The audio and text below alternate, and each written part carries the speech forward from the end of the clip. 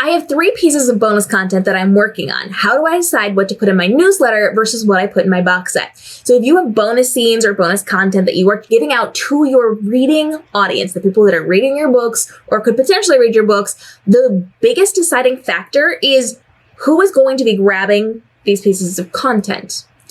If it is for your box set, these are for people who already know and already love your characters. They've invested a lot of time and effort into your series. This is the sprinkles on the cake. It's the tons of icing you put on the cupcakes. It is all of the cherries you put on the ice cream sundae. They have already invested into you. They want to see more of this. This is the reward for spending so much time, so much effort investing into the characters in the world you created. This is the thank you. These are the big things. This is the best that you could possibly offer. This is for the dedicated fans.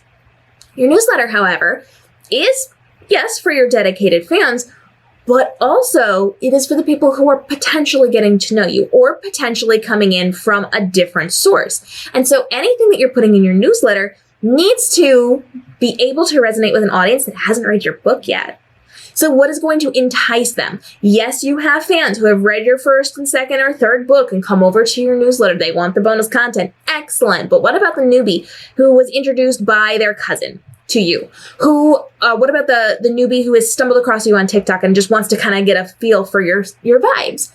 You have to provide some semblance of content that will make logical sense, even if they haven't read it or they only know bits and pieces about it. Think more along the lines of like prequel-y type stuff. Things that can be a standalone scene. So even if they don't know your characters, give them a really good scene that they can be reading as a teeny tiny short story. It can be a romantic scene between your characters, something that would fit into the story, but they don't have to read the story to get it. Something that can act as a standalone, very short story is really good to have for the newsletter because it is to entice your audience to come and read your book or a reward for people who have already read it. Whereas the content inside of your box set is for the people who've already read it. They've had to go through all of those things to get to that point. So that doesn't need a lot of backstory. That doesn't need to be standalone. That doesn't need to be represented in a way that anybody can consume it. That's just the reward. So I would recommend that you look through what you've got and make sure you have something you can give in your newsletter that is going to work for fans and people who are just meeting you for the very first time and kind of want a freebie to get a feel for your vibes. That's going to be a pretty good deciding factor.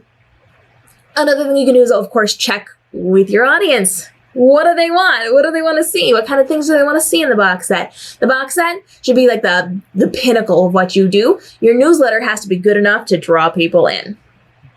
Ask opinions. Ask other writers. Ask people in your spheres. It's okay to get other people's opinions on these things. You're creating bonus content. It's not going to make or break you. You can always create new bonus content. I would say the best ones put in the box set. Anything that you're willing to change out, put it in your newsletter. It's the second tier. It's the B list. Put it in your newsletter, entice people in, and then rotate out your newsletter stuff because that shouldn't always stay the same. Anyway, give them new stuff once a year, once in a while. You're going to be upping those things as you are going and changing those as you are creating new content as well.